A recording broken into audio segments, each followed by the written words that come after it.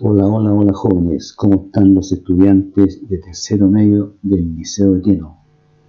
Todo muy bien, todo con mucho ánimo, espero que así sea porque ya estamos en las últimas, estamos pronto a terminar ya el año y va a ser con mucho éxito. Qué bien jóvenes, los felicito, vamos a terminar con bastante éxito. Así que nos quedan los últimos esfuerzos nada más, ¿verdad? Para ya terminar y poder pasar de curso exitosamente, poder después tener un buen cuarto medio. Bien jóvenes, le doy la bienvenida a esta aula virtual de lengua y literatura. Para hoy les tengo un tutorial que espero sea muy breve respecto a un tema que ya vimos en el tutorial pasado, que es la literalidad. Hoy día vamos a ver marcas de literalidad en un texto, ¿ya? Eso va a ser el objetivo de hoy, aprender a identificar marcas de literalidad en un texto. Para eso vamos a comenzar con este cuadro resumen, cuadro sinóptico, ¿verdad? Respecto al lenguaje que lo vimos en el tutorial pasado. Por lo tanto, ustedes deben recordar los conceptos. Hay algunos que no los profundicé, pero aquí los vamos a profundizar. Primero, el lenguaje literario es connotativo frente a un lenguaje no literario que es denotativo. Ya esos conceptos ustedes los manejan, así que no habría que detenerse en ellos. En todo caso, más adelante los tengo que explicar. El lenguaje literario es polisémico, el lenguaje no literario es monosémico, es decir, tiene un solo significado, ¿ya? Sí, va directamente a un significado. En cambio, el lenguaje literario puede ofrecer varios significados en una misma palabra. Es ahí el tema. El lenguaje literario es figurado, es decir, es poético, lírico, literario, ¿ya? En cambio, el lenguaje no literario va a ser un lenguaje técnico, científico, técnico-científico, principalmente.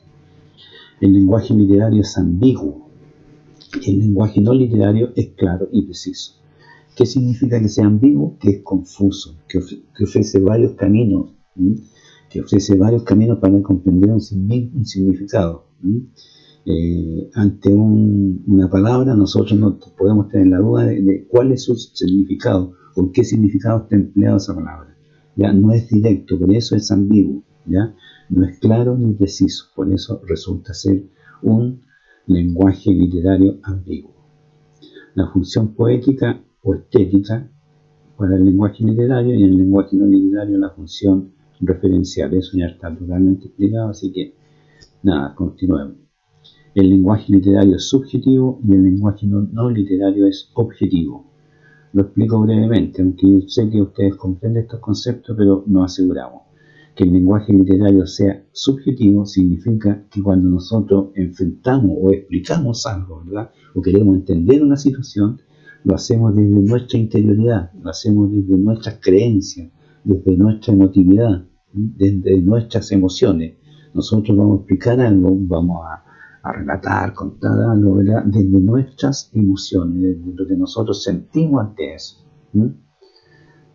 En cambio, el lenguaje es objetivo cuando nosotros expresamos algo, enfrentamos alguna situación para explicarnos esa situación y lo hacemos solamente considerando aquellas razones que son observables, que son experimentables, que son absolutamente comprobables. Eso es un lenguaje objetivo, cuando aquello que nosotros interpretamos lo hacemos desde una perspectiva absolutamente comprobable, que podemos nosotros demostrar, ¿de acuerdo? No así en lo subjetivo. Por eso cuando nosotros hacemos un análisis subjetivo, ese análisis es personal. Y ante una misma situación podemos tener diversos análisis. De acuerdo a cuántos observadores hay, cada uno va a entregar su propia versión, porque es subjetiva. En cambio, cuando les pedimos una versión objetiva, ¿verdad? Todos los observadores van a coincidir en el mismo análisis, porque solamente se van a basar en aquellos hechos que son comprobables. Por lo tanto, ahí las opiniones van a ser siempre iguales, ¿ya? Porque nos vamos a basar en hechos absolutamente demostrables, comprobables, a través de la observación empírica. Bien, continuemos. El concepto de literalidad. Bueno, esto también está explicado en el tutorial anterior. La literalidad es la las características, ¿verdad?, que le permiten a un texto ser considerado como texto literario. ¿Mm? Y si no tiene determinadas cualidades, no cumple con determinadas características, el texto no puede ser clasificado como literario. Esa es la idea. La literalidad, entonces, son aquellos rasgos que le otorgan a un texto su calidad de literario. Bien, continuemos. Aquí se habla de lo mismo que estaba anteriormente, está más detallado, ¿verdad? Dice que las marcas de literariedad son propiedades lingüísticas o formales. Propiedades lingüísticas o formales que poseen un texto, ¿verdad?, y que le dan esa categoría, le otorgan esa categoría de literario o no literario. Bien, continuemos. Se los dejo ahí, si quieren profundizar pueden leer esta diapositiva. Si no, también está en la guía. Esto va a tener su versión en guía, así que ahí la pueden leer también. Bien, aquí vienen los sustantivos de este tutorial. La descripción de algunas marcas de la literariedad. Marcas de literariedad. Primero, lo que hablábamos anteriormente, el lenguaje en un texto literario es connotativo. Esto significa, ¿verdad?, que una palabra en un determinado contexto adquiere un significado diferente al que posee realmente. Un significado distinto al que realmente posee y alejado incluso al que realmente posee. Ocurre mucho en el lenguaje coloquial, en el lenguaje cotidiano. Cuando nosotros conversamos podemos usar o solemos usar palabras en un lenguaje distinto. Hablaba yo en un tutorial anterior de un ejemplo que me parece muy bueno porque se entiende, el ejemplo de la palabra mortal, que la usamos cotidianamente, ¿verdad? Y es habitual escucharlo a ustedes. De pronto se acercan a mí y me dicen: mortal, profe, me fue mortal en la prueba, me saqué un 7. Mortal. Mortal tiene el sentido de muerte, ¿verdad? Pero no la estamos empleando en ese sentido. Ahí, ¿verdad?, le dimos un significado diferente, un significado distinto a la palabra mortal. Eso es connotación. Ahí la palabra está connotando. No es que la palabra en sí misma tiene otro significado, no, sino que adquiere un significado en determinado contexto. Bien, ocurre con muchas palabras, con muchas. La palabra medio, por ejemplo, cuando se escucha a alguien decir que se compró medio auto. ¿Medio auto cómo? Medio significa la mitad. O sea, se compró la mitad de un auto. No, ¿verdad? Sabemos que la palabra ahí la estamos usando con otro sentido, va a adquirir un significado diferente al que realmente posee. Este problemita de la connotación causa muchos problemas a los extranjeros, que aprenden un castellano absolutamente directo, preciso, que es lo que se enseña, un idioma directo y preciso. Pero llegan acá y escuchan expresiones como esa y que me está diciendo, no entienden, ¿verdad? No se comprende. Ese es un problema que tenemos en el caso de la comprensión del lenguaje chileno de los extranjeros. Este otro. Bien, después tenemos la polisemia. ¿Qué es la polisemia? También tiene que ver con los significados. Poli significa varios y semia, sentido, significado. Es decir, las palabras tienen diferentes significados. Pero aquí no es que los adquieran un significado en un determinado contexto, no, sino que hay palabras que tienen diferentes significados, distintos significados. Una misma imagen acústica, es decir, un mismo sonido gráfico y acústico, un mismo sonido, ¿verdad?, tiene diferentes significados. Una misma imagen acústica con diferentes significados. Ejemplo, la palabra llama. Yo digo llama y ustedes inmediatamente piensan en varios significados. El nombre de un animal, forma del verbo llamar, y la llama de fuego, la flama, ¿verdad? De modo tal que yo podría elaborar una oración como, por ejemplo, al fondo del paisaje, una llama observaba la llama de los árboles. Es decir, ahí estoy usando la polisemia en sentido literario para otorgar algo rítmico, algo repetitivo, ¿verdad?, que otorgue más fuerza a un verso, por ejemplo. Ya para eso uso la polisemia. Y ahí lo que estoy diciendo es que en el paisaje, ¿verdad?, había una llama que miraba cómo se quemaban los árboles. Pero como usé la polisemia, dije, al fondo del paisaje una llama, mira la llama de los árboles, Poesía, ¿ya? Bien, A eso se refiere la polisemia que tienen las palabras. Muchas palabras en nuestro lenguaje tienen diferentes significados. Y estos significados aparecen en el diccionario. No es que los adquieran las palabras, los tienen, los poseen. Bien, después tenemos el predominio de la función poética. Hemos hablado hasta la saciedad, ¿verdad?, respecto a que una de las primeras características o elementales características que tienen los textos literarios es la función estética o poética del lenguaje. Es decir, que un texto literario busca producir belleza a través del lenguaje. Busca producir belleza a través del lenguaje, tal como busca la música a través de la música, ¿verdad?, la pintura a través de la forma y los colores. Así también el texto literario busca producir un momento estético, un momento de belleza al lector a través del uso del lenguaje, de un lenguaje elegante, bonito, sugerente, a través de eso se pretende crear arte. Esa es la función poética o estética del lenguaje. Esta es la función más compleja de cumplir para un escritor. Sin esta función, si un texto no cumple con esta función poética, chao, no puede ser considerado como un texto literario, ¿ya? Y nosotros estamos pero plagados de pseudo literatura, podría decirse, ¿verdad?, que son textos de ficción, que presentan mundos ficticios, ¿verdad?, que cumplen la mayoría de todas las demás marcas de literalidad, pero no alcanzan la función poética. Y como no alcanzan la función estética, es dificilísimo clasificarlo como literatura, y hablamos de texto pseudo literatura. Hay textos famosos, son los más famosos en realidad actualmente, porque son los bestsellers. Hay escritores que cuando escriben no piensan un poco, no escriben pensando en la función estética o poética, sino que lo hacen pensando en la entretención, más que nada, y en vender. Digámoslo directamente, en vender, en ganar rápidamente dinero, ¿verdad?, para enriquecerse. Y la verdad es que les va bien.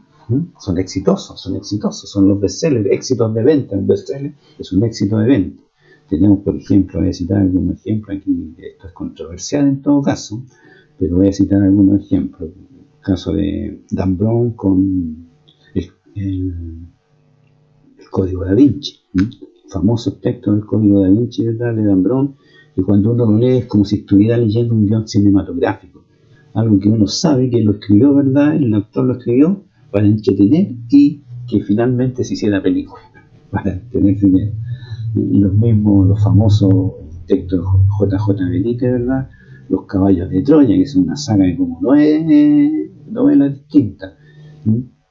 Todos también están escritos, ¿verdad?, son entretenidísimos, uno se las lee, pero goza leyéndolo, pero no cumplen la función estética o poética, y uno se da cuenta que eso está escrito, ¿verdad?, simplemente con esa función de entretener y de, en definitiva, convertirse en un guión cinematográfico prácticamente. Tenemos otros textos que son de autoayuda, como los de Paulo Coelho, por ejemplo, hablar sobre el pantano, ese tipo de textos que son maravillosos. Yo no digo que sean malos, son maravillosos, son buenos, ojalá los lean, pero clasificarlos como literatura es medio complejo, ¿ya? Porque queda coja, sobre todo Paulo Coelho, a mí me gusta mucho, pero cogea un poco en ese aspecto de la función poética, ¿ya? Bien, así tenemos muchos autores que se quedan en la pseudo literatura. Bien, aquí me van a pegar por esto, pero es un poco controversial este tema. Bien, uso especial de la sintaxis. Claro, la sintaxis del lenguaje del castellano, sobre todo, ¿verdad?, tiene una sintaxis bien clara y específica.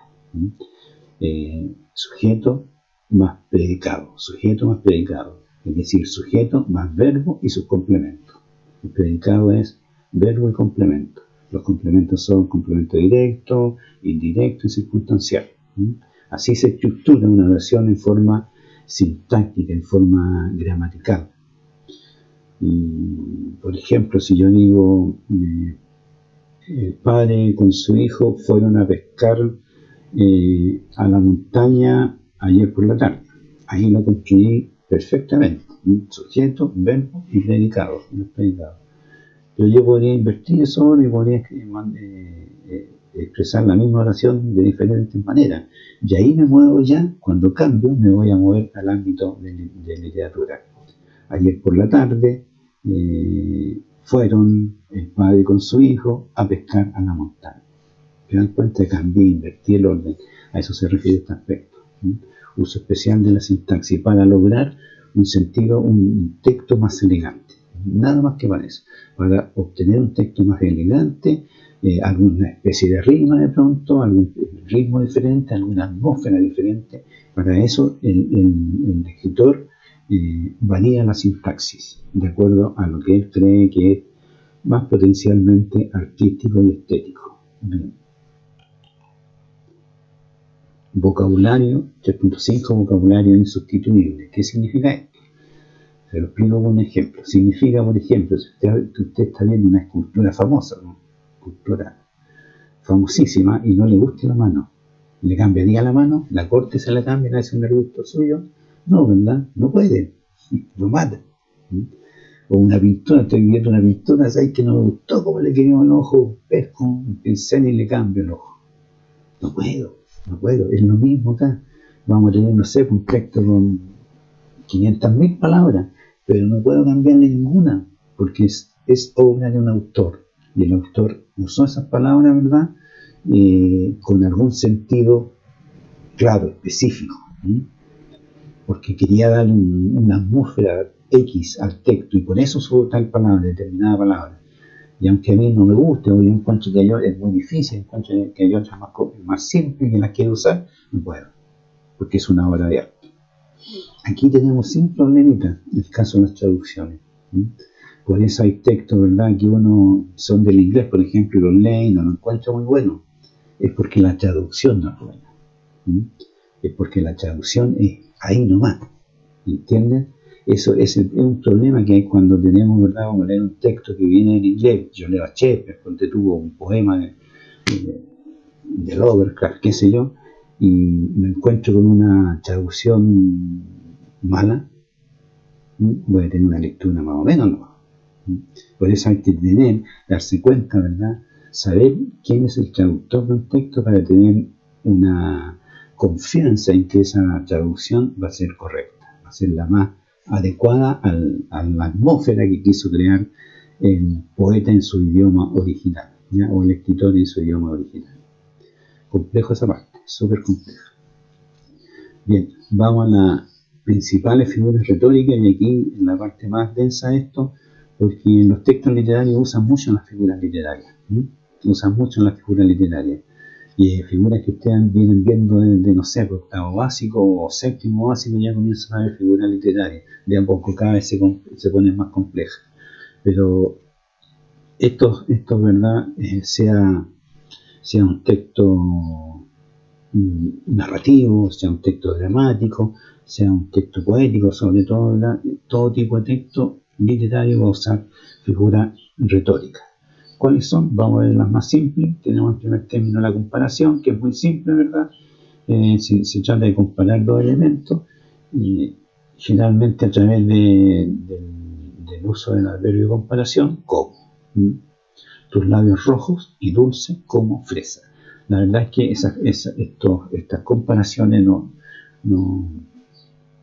los elementos que se comparan no tienen mucha semejanza, pero en poesía sí, ¿ya? Esa es la gracia de la comparación, que en la realidad esos elementos que se comparan no tienen semejanza, pero sí en un contexto poético adquieren una semejanza y eso le da fuerza al poema, ¿ya? Esa es la idea de la comparación. Bien, continuamos. Las metáforas. Esta es la figura principal de la poesía. Un poema, si no tiene metáfora, no es poema. Prácticamente podríamos decir. No es así, pero exagero yo en este punto, pero es así de potente esta figura. La metáfora es la principal figura de la poesía, ¿ya? ¿De qué se trata? Cuando nosotros expresamos una realidad X, la expresamos, pero a través de otra realidad.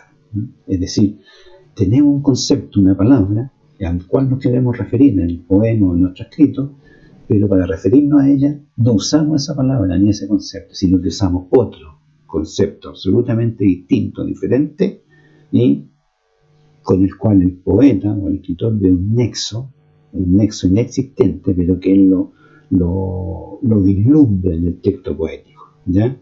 Y lo pone en su poema, y ahí en ese constructo artístico, esa expresión adquiere un significado que no existe en la realidad, pero que existe en el poema, ¿ya?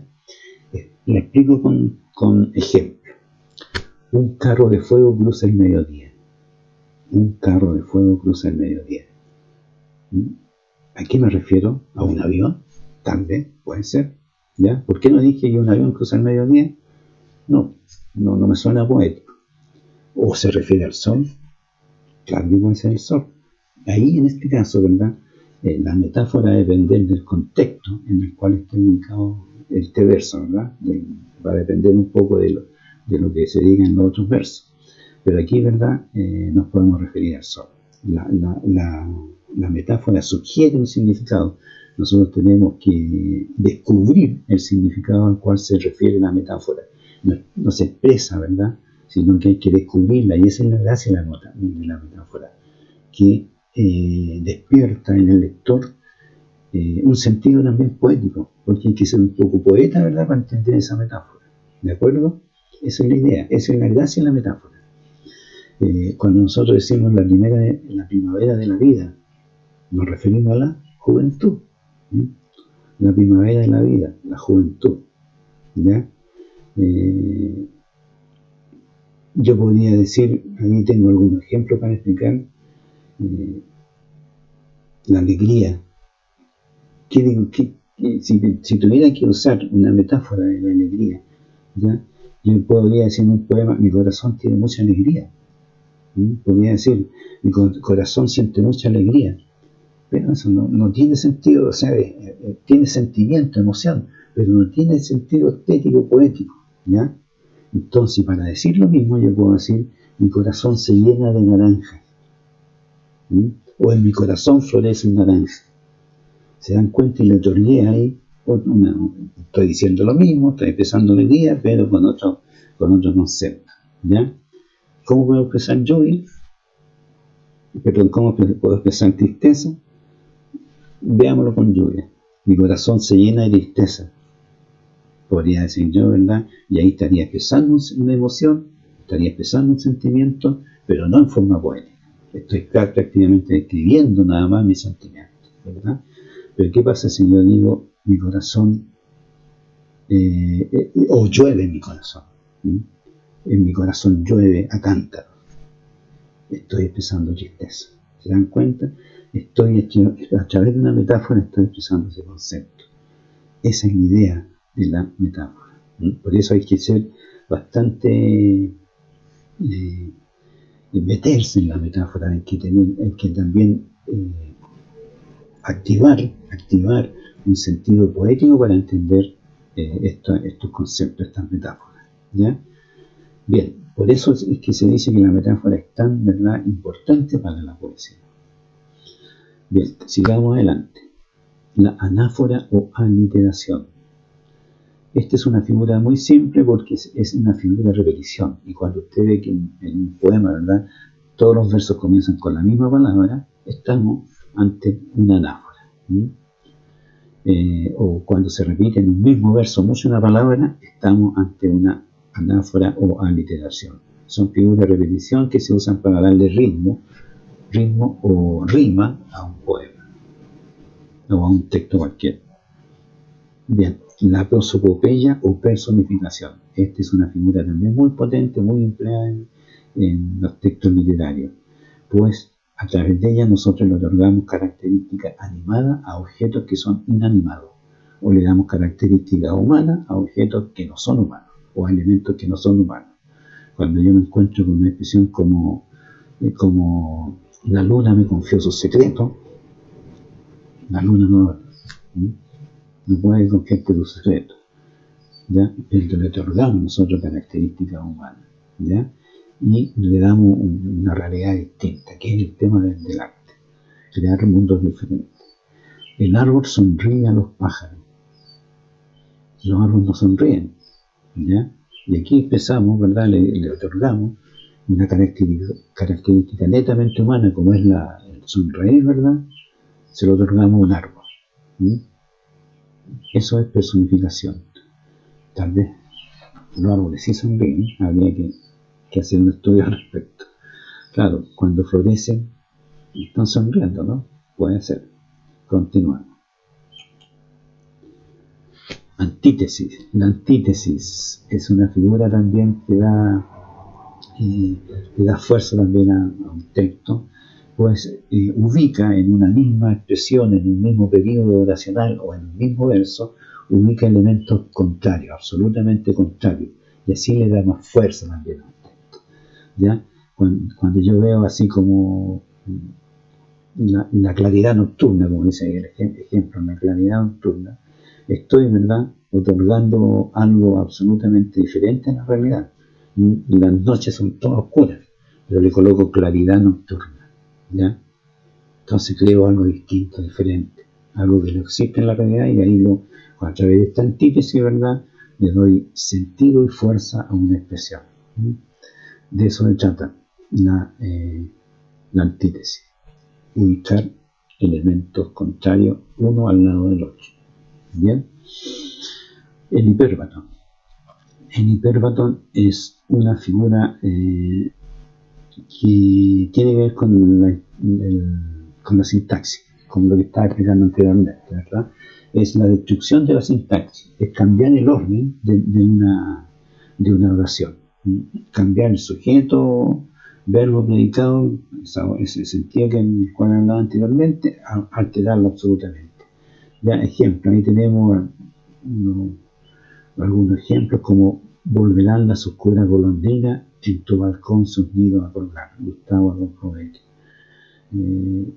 La oración gramaticalmente ordenada tendría que decir: las oscuras golondrinas volverán, el verbo, ¿verdad?, sus nidos a colgar en tu balcón.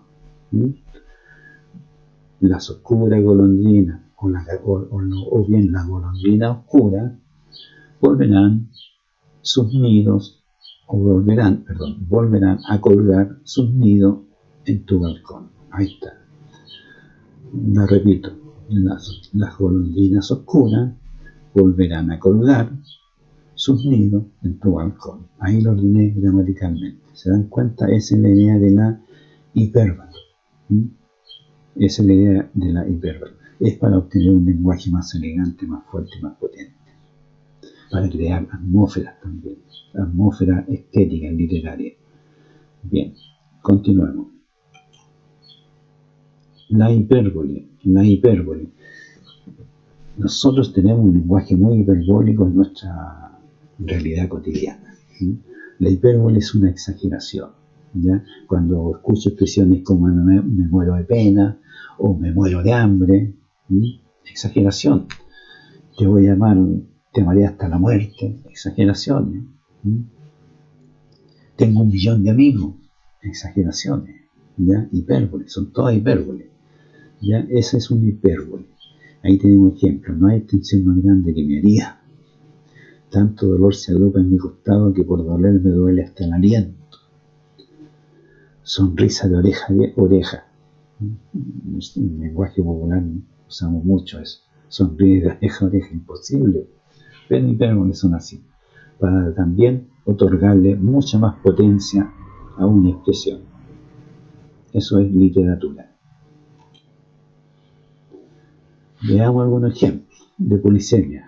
Se ocultó en una quebrada que encontró en la falda del cerro. Sabía que su mejor carta era conservar la calma. Tenemos aquí 2 palabras que podemos encontrar polisemia. Primero, falda, ¿verdad? Falda. Sabemos que falda se refiere a la ladera de un cerro, sí, se refiere a la ladera de un cerro, pero también es la prenda de vestir femenina, ¿verdad? Ahí tenemos polisemia. Carta también tiene polisemia, sí. La carta es un naipe de la baraja, pero una carta de la baraja, ¿cierto? Y también es un texto escrito, Por lo tanto, polisemia. Veamos ejemplo de connotación. Magnífico, bestial, gritaba el público luego de la extraordinaria jugada. ¿Qué tiene connotación ahí? ¿Qué palabra está connotando? Bestial, ¿verdad? Bestial, que está en el sentido de genial, magnífico, maravilloso. Bestial no tiene ese sentido, pero ahí le estamos otorgando ese sentido. Otro ejemplo, recibió una lluvia de crítica. Una lluvia, ¿verdad? No tiene nada que ver, ahí está connotando la palabra lluvia, que es la caída de agua, ¿verdad? Pero aquí es una caída de crítica, ¿no? Nada que ver. Bien, le va mal en las pruebas porque durante las clases se vuela dibujando. ¿Qué palabra está connotando ahí? Vuela, ¿cierto? La palabra vuela. Bien, está dando un rayo de sol. Vamos a usar porque vamos a mejorar este rayito. Continuamos. Eliminé el haz de luz que me estaba dando directamente en los lentes. Bien, vamos a uso de figuras literarias. Continuamos analizando algunos ejemplos. La gente en la avenida es como un gusano que se mece. ¿Qué figura literaria hay ahí? La gente en la avenida es como un gusano que se mece. Comparación, ¿verdad? Tenemos la presencia del adverbio como, entonces tenemos inmediatamente una comparación. Comparamos a gente en la avenida con un gusano. Cuando salgo a la calle, la ciudad ya está despierta. ¿Qué figura literaria tenemos ahí? Tenemos una personificación, ¿verdad? Una prosopopea. La ciudad ya está despierta. ¿Quiénes están despiertos? Los humanos, no en la ciudad despierta. Bien. Letra C, sus manos sostener debes. ¿Qué figura literaria tenemos ahí? Hipérroto, ¿verdad? Hipérroto, sí. ¿Cuál sería el orden aquí lógico? Debes sostener sus manos.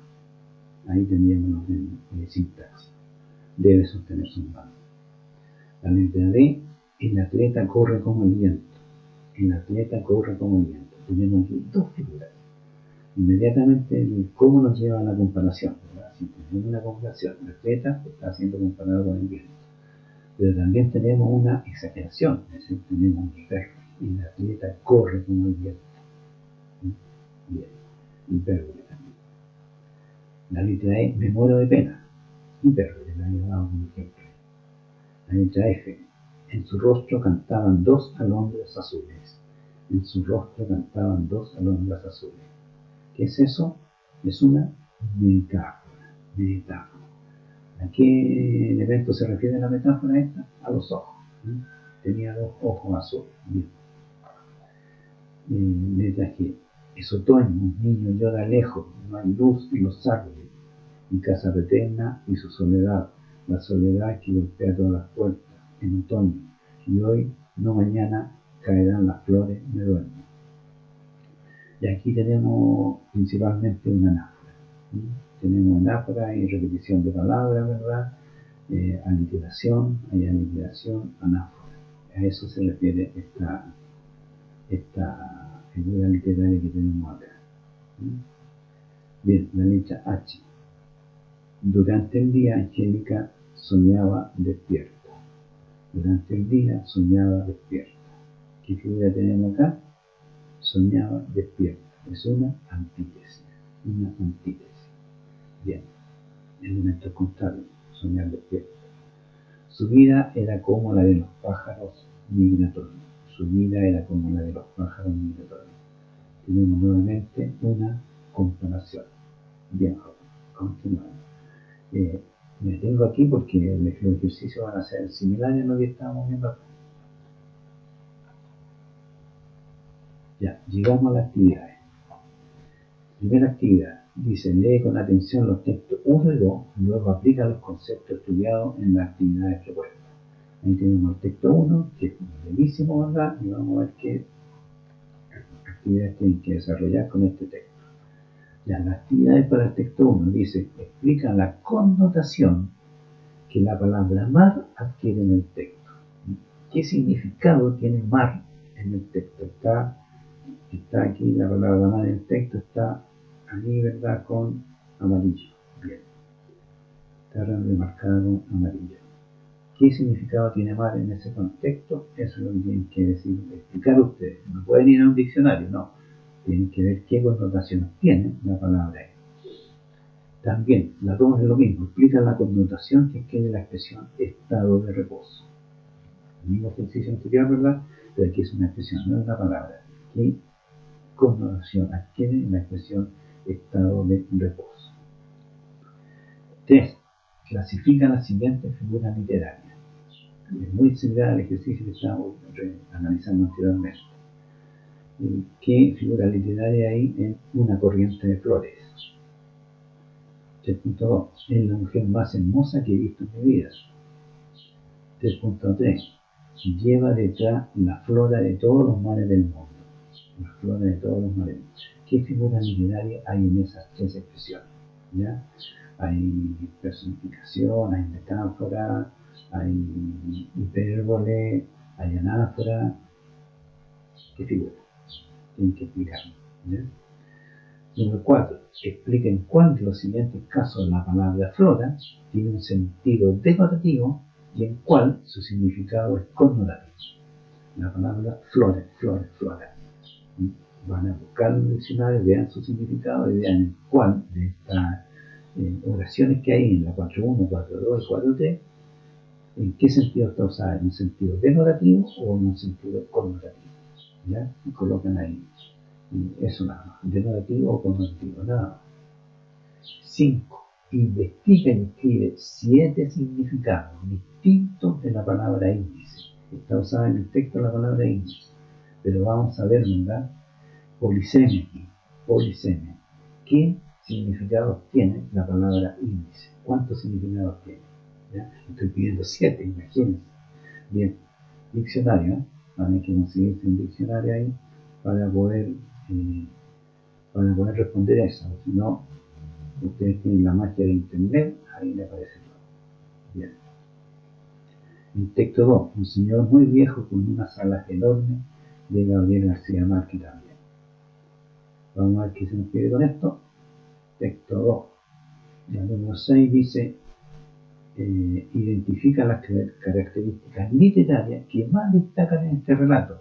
Selecciona 2 alternativas y fundamenta tu selección. Esto es diferente a lo anterior. Aquí, ¿verdad? Le estamos pidiendo que en el texto 2 usted lo lea tranquilamente y diga cuáles marcas de literatura se cumplen en ese texto. ¿Cuáles son las dos que están más presentes? Ahí les dejé yo 4 alternativas. Les dejé la verosimilitud, el lenguaje connotativo, les dejé la ficción y les dejé la función estética. ¿Cuál de esas funciones se cumple más en el texto que anterior? Y ustedes dicen ahí, donde dice fundamentación, colocan, por ejemplo, ficción, 2 puntos, por tal y tal cosa. O colocan lenguaje connotativo, 2 puntos, porque hay muchas palabras que utilizan el lenguaje connotativo, tales como bla, bla, bla. ¿Ya? Eligen 2 de esas alternativas y las explican. Esa es la actividad 2. Y me parece que eso es todo. No, todavía queda una. Actividad de investigación hasta entretenida esta actividad. Ya ocurren, como ya lo dije anteriormente, ocurren en el lenguaje cotidiano, en nuestro lenguaje coloquial, el lenguaje que usamos todos los días. Nosotros empleamos muchas palabras connotativas y otorgando significados increíbles. Y tenemos principalmente en el caso de los animales. Nosotros el nombre de los animales le otorgamos otro significado, ¿ya? Y lo usamos mucho en nuestro lenguaje coloquial. Ejemplo, pollo. Cuando le decimos este es pollo, ¿no? Hay muchos sobrenombres pollo. ¿Y a quién le decimos pollo? A una persona pequeña, delgada, débil, insignificante, de poca presencia, ¿verdad? Eso es más o menos la connotación que nosotros le otorgamos a la palabra pollo. Bien, el ejercicio consiste en que ustedes a todas estas palabras, estos nombres de animales que están acá, le coloquen en qué sentido nosotros lo usamos. ¿A quién le decimos chancho? ¿Qué características de una persona tiene que tener una persona para que nosotros le digamos chancho? ¿Cuál es el significado? Ojo. ¿Qué características tiene que tener una persona para que nosotros le digamos caballo? Entonces, ¿qué significa para nosotros cuando nosotros decimos caballo en el lenguaje coloquial? ¿O en qué sentido lo podemos emplear? ¿Ya? De eso se trata el ejercicio. picaflor, veo picaflor por ahí. Aquí hay personas de nosotros que podemos decir, este es un picaflor. ¿Por qué? ¿No? Ese es el ejercicio. Investigar, dice, pero en realidad esta investigación lo puede hacer unas personas cercanas, preguntando, ¿verdad? A personas más adultas, ¿verdad? Que pueden preguntar esto, no es para que ir a texto ni libro, además que ni lo van a encontrar también texto. ¿Bien? Ese es el ejercicio. Me parece que ahora aquí sí terminamos, ¿sí? Porque esto es la 16 y son 17 y eso es todo. Eso es todo. Bien, jóvenes. Aquí está una de las últimas actividades que vamos a realizar, que me parece que es la penúltima. Hay otra más, tengo otro todavía más que hacer y con eso estaríamos terminando. Así que ánimo, jóvenes, un abrazo a cada uno de ustedes, sigan cuidándose mucho, sigan cuidando a sus seres queridos y todos vamos a salir con éxito de esta situación. Muy bien, adelante, namaste, namaste.